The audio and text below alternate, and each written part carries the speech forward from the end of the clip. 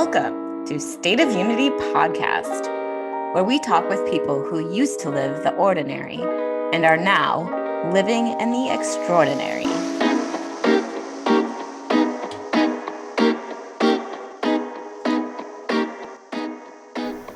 Alexa Smith is 20 years old, a college student, a published author, sustainability activist, world traveler, and advocate for a waste-free world. Today we talk about what got her inspired to be so adventurous and what keeps her going. Hi, Alexa. Thank you so much for joining me on the State of Unity podcast. Hello. Yes, it's a pleasure to be here. I feel like we could probably talk for days. We have a lot of the same passion, so I'm really excited to learn a little bit more about what sparked your interest in the area of zero waste and sustainability. And you have a lot of different projects you're working on, and you're 20, correct? I'm 21. 21. Okay. Well, happy birthday at some point recently. Yeah. And are you still in university? I am. I'm a senior at the University of Illinois. I'm studying environmental science, naturally. But yeah, I'll be graduating in May. Awesome. That's exciting. Yeah, and terrifying, but exciting. Yeah, I remember those feelings. No more tests, though. That's probably the best part. Yeah, except for the driver's test, I guess, the DMV. But besides that. Right. No, like multi-day tests and finals and staying up till midnight studying for things. So you did a study abroad program in Greece. Was that part of college or was that in high school? Yeah, that was my sophomore year of college. Okay. And so it sounded like that kind of sparked this interest in you? Totally. Yeah. Well, okay. It's a complicated story. Whenever someone asks how I was inspired to write my book, so many things come to my mind, but I think my study abroad experience was definitely a formative one, and it was the most recent thing that I did before I started writing my book. So yeah, my second semester sophomore year, I studied abroad in Thessaloniki in Greece, it's the second largest city in the country, but it's not on the islands. It's in the countryside, in the mountainous area. There's not very many tourists there, which is something that I enjoyed, and I felt like I could have a more authentic experience in, I don't know, what it's like to live in Greece. Sure, yeah. And yeah. So while I was there, I was studying at a pretty small university. It was a sustainable agriculture and environmental school, basically. I think they had less than 2,000 students, so very small. But they did have quite a lot of foreign exchange students from elsewhere in Europe. But yeah, basically, while I was there, I was able to work with a lot of students whose families had farms. And so they were coming to this university on a reduced tuition program to learn how to sustain the longevity of their families' farms and things like that, which was really cool to learn about. Not something that I was really familiar with through my schooling. But I was also able to go to a lot of master's students presentations, and that's what really sparked my interest in sustainable business specifically. Like, I can remember one presentation where a student was talking about where to place green certified products on grocery store shelves so that more people will buy them, which was really cool, something that I never thought about. Me neither. Yeah. So apparently, like, if you put things on the middle shelf, more people will be likely to see them. And yeah, it was basically learning about that in my marketing courses of how, and like I can't remember what it's called, but like the head of the aisle, they pay more to have their products placed there. And yeah, it's really interesting. Like you think everything's just there in the store, but it's very thought out. Yeah, so it really just got me thinking back then about consumer psychology, Hmm. which also, just on a personal note, I really dislike the fact that people are like, being a person is different from being a consumer, and people are labeled as consumers. I don't know, just that whole thing confuses me. But yeah, another thing that happened in Greece that I think influenced me to work on this project that I felt like could make a difference in my community was working with refugees. So I took a service learning class in Greece, and there was a nearby refugee camp that was, it was in an abandoned hotel, I think it was, and they had about 50 high school aged Syrian and Afghani refugees staying there. And so through the service learning class, basically, we wanted to, for those that were comfortable sharing and talking about their stories, we kind of wanted to be kind of like a shoulder to lean on and listen to that, or honestly, just put a smile on their face because they had such traumatic experiences. I think a lot of them had come to Greece within like the past year.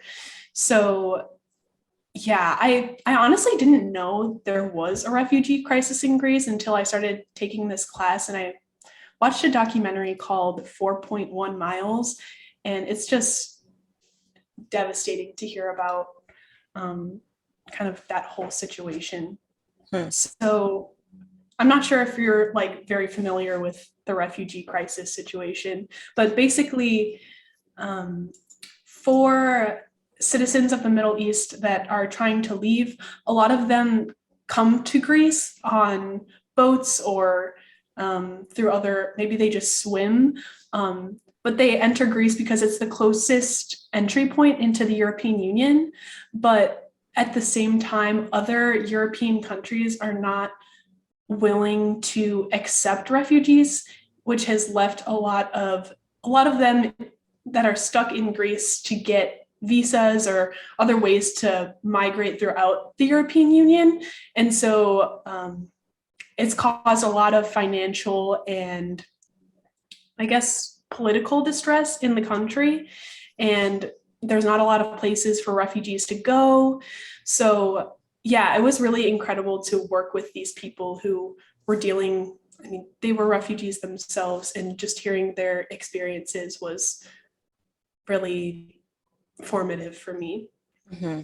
Yeah, I had similar experience when I was in Thailand. This was probably 7 or 8 years ago. And we met with, there was a couple families that had just escaped from Pakistan. And, you know, they live, it's almost embarrassing, but I have to be honest. So coming from the United States, that part of the country, all we see in the news or read about is like desert war zones, right? So in my mind, that's all there was there. And then I meet these people and they're talking about these like beautiful suburban communities that they lived in, basically just like here, like any suburb in the United States, and having their neighborhoods demolished and their houses raided and burnt to the ground, and them leaving for fear of their life. And it was so eye-opening because, again, like my whole basis of knowledge was just what I had seen in the news about the war there. So you meet these people that are just like you and going through these experiences, and it's so jarring. Yeah, really, like it's probably like you just it kind of changes you a little bit and opens your eyes to really feel like we're all pretty similar, and like all these other countries probably have the same problems that we have. Mm-hmm. Yeah, I just remember thinking, these were, as I mentioned, high school age students, and they were just thinking about myself, like as a high schooler having to deal with that. None of them had any family members, and they all just kind of came across this camp by chance. And Wow. they were all just so emotionally mature, obviously, because they had so much to cope with. And just the conversations that we had, it was, yeah, definitely changed my life.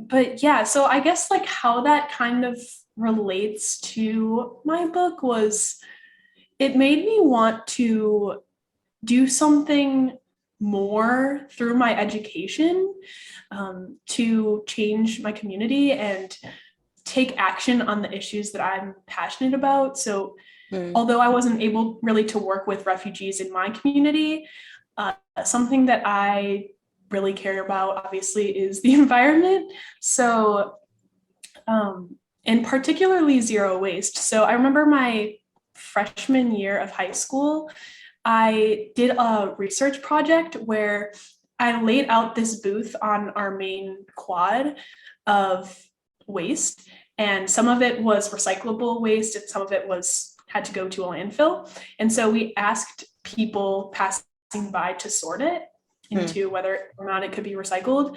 And we had about 50 people come to our booth, and not a single person was able to properly sort things.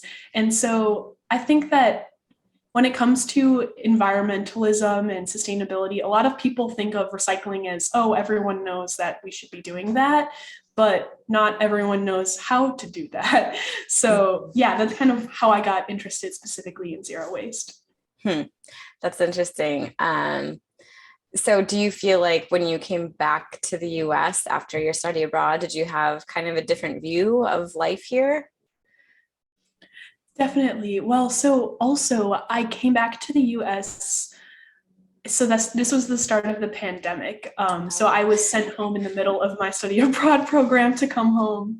There was a lot of emotions happening, but I had a lot of time to reflect on my study abroad, and was being a lot more intentional with my time. And I also had a lot of extra time on my hands to work on a project that I was passionate about. So it just all kind of aligned and made sense in my mind. That's awesome. So I love your Instagram account and your website. You're filled with these really easy to digest nuggets of information that can help us all be working towards that zero waste and sustainability mindset. So I was wondering if you had a couple of like your favorite or easiest to implement tips that we could help, or that we can easily implement into our own lives. Yeah, so I would say, honestly, the most effective thing that I always point to is analyzing your consumption. And I know that kind of sounds like very ambiguous, but basically when you're at the store and you're going to buy something, ask yourself, first of all, if you really need the thing. And then if you do need the thing, is there an alternative that you can buy that produces less waste? Or how can you properly dispose of the packaging, for example, when you're done with it? If we try to reduce the amount of, for example, plastic that we're buying or fast fashion in the first place, then we can kind of like nip those problems at the bud, so to speak. So I would say that that's probably the most effective thing. And I know that it kind of takes time, but once you build that habit of whenever you're going to buy something, just being more conscious of the environmental impact, I think that that's kind of the most fundamental change that needs to happen. But there are also a lot of swaps that can help us move towards that a little bit quicker. So when I started my zero waste journey, I would say some of the first things that I got were like, reusable cups and straws. I think a lot of people have those now, and bags, things like that. Also, I grocery shop in a bulk section. So I get like my rice and like grains and lentils and nuts, all that good stuff. And I have little bulk containers, reusable containers that I put those in. One thing that my family members have recently hopped on is having an old school coffee pot. And a lot of them have like really enjoyed changing from K-cups to like the original coffee pot. It tastes so much that's better. something else I recommend. Yeah, it really is. It really is. Yeah, I So I know can't. that also. Or go ahead. Oh, I feel like once you get used to what real coffee not brewed in plastic tastes like, it's Yes. just, I remember I had one just last week, like a little K cup at a hotel, and I felt like just the taste was so off. Like it's like Mhm. paper or something. Like I couldn't even drink it. Yeah. Yeah. I know they have like, you can get reusable K cups and fill it with your own ground. Mhm. So if you have a Keurig machine and you don't want to waste that, Right, you can make the switch there. But I right. don't know if that one tastes the same. So I had on a prior episode, which I'll have to put in the show notes because it's very similar to this topic that we're discussing. But so I was speaking with this woman, Janet, and she is from Ghana. She studied in the United States and worked in the United States for a while as an engineer. And she got really interested into sustainability when it comes to building structures. Mhm. And we were having a conversation, and I can't remember what I was saying, but I said something about throwing away, like when you're throwing away things. And she stopped me and she said, "I'm so glad you said that, because Americans have this concept of when you throw something away, it's just gone. It disappears, it kind of vanishes into thin air, because we never really see, unless you actually like dive into it, the impact that all of these things that we just throw away, where they go, and how many things you actually purchase with the end goal of just throwing it away." Just like where she's from in Ghana, she's like, if I throw something away, I'm throwing it into my yard or my neighbor's yard or out into the street in front of my house. There is no away. So we're always over there. We're always fascinated by this American concept of just throwing things away. Totally. Yes. Actually, when I was researching my book, I was curious about this. And I found out that the nearest landfill to my house was like 2 miles away, and I had no idea. Um, Wow. yeah. So I think this also ties in really well to kind of the idea of environmental justice. Um, I recently read a story about, so not necessarily just in the United States, how um, we might think we're putting things away and it's just going to a landfill, but even shipping things off to other countries. So this article that I read recently was about the Atacama Desert in Chile, and basically every year 59,000 tons of fashion waste are shipped off to this desert and just left in these huge piles. And the government 59,000 tons. What does that even look like? I I wish I knew. I mean, I wish I didn't know, but I wish I knew. Wow. Yeah, absolutely insane. And this area is in a zone that is outside the political control of the country, so they can't even really do anything to regulate it. Huh. Um, but yeah, it's just heartbreaking how, um, you know, there's this idea of a way and taking advantage of countries who are the least equipped to deal with this problem. Yeah. Well, one thing that I recently learned that kind of blew my mind was, they have all these countries that band together to work towards reducing what we're putting into the atmosphere, the CO2 emissions, all of those things. And I learned that, you probably know this, but it's a credit system. So for example, if the United States doesn't use all their credits for emission, then another country can buy it.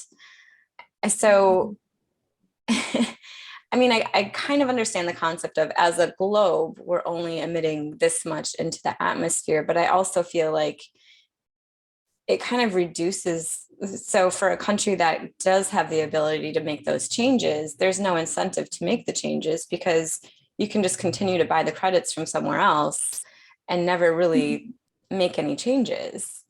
Mhm. Um, that was really surprising to me. Yeah.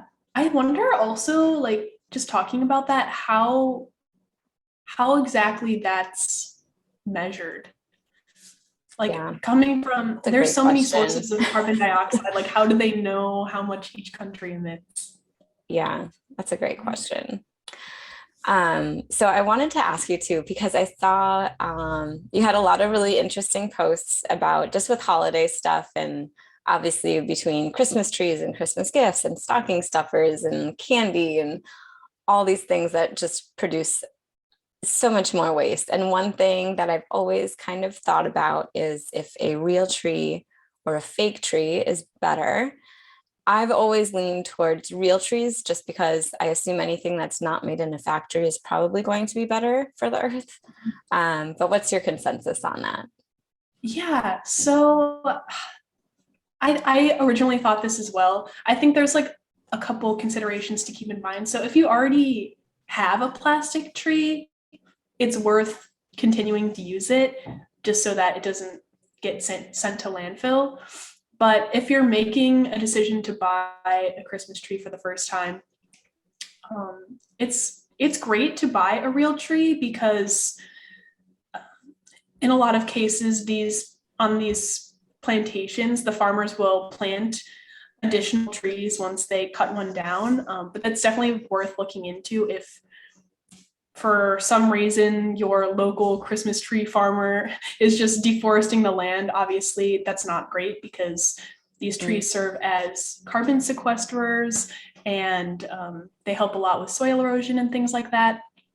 But one interesting thing that I learned while I was kind of looking into it is you can basically just keep a live Christmas tree, keep it in a pot.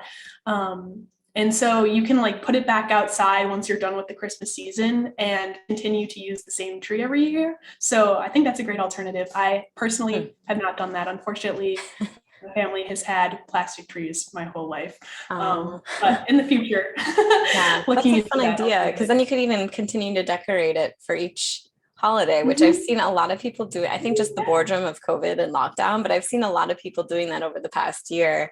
It seems like kind of a fun thing to try. Yeah. Oh, that would be cool. So what are you currently working on and how can we help support you?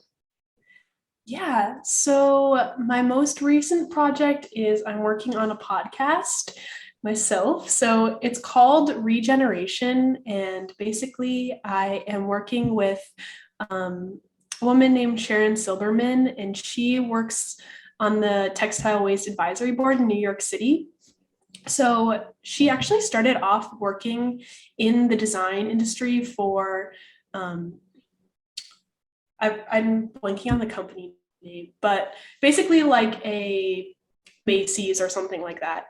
And so she started off in the design space, but recently had kind of this awakening that she was just contributing to a lot of textile waste. And so she's currently working on a textile recycling program and a lot of cool other projects. But we're creating this podcast together to look at what a circular fashion future could look like. And we're focusing on the idea of intergenerationality. So as the younger generation, I think we're very passionate and have a lot of ambitious ideas on sustainability advancement, but we also need the collaboration with older generations who are in a lot of positions of power and they have an understanding of how we got to where we are today in fashion. So yeah, we'll basically just be talking about the future of circular fashion. So the episodes will be released very soon. I don't have a date yet, but should be within the next month or so. That's exciting. Yeah. But other than that, you can visit my website, alexacsmith.com, or as you mentioned, my Instagram. I'm pretty active on there as well. Awesome. And so do you have any upcoming travel plans? Are you hunkering down until all the craziness calms down? Yeah. Originally, my plan upon graduation was to go back to Greece I met a couple of families who were willing to host me there. So TBD, it's a little bit crazy right now, but hopefully soon I'll be back out there. Yeah, I feel like it's sort of impossible to plan travel more than a month out right now because things are changing so fast. Yeah, I'm kind of there myself. So one thing I like to ask all my guests is relating to travel, of course. So if you were to be given a sailboat to sail around the world in, and your only job is to give it a name, what would you name it? Ooh.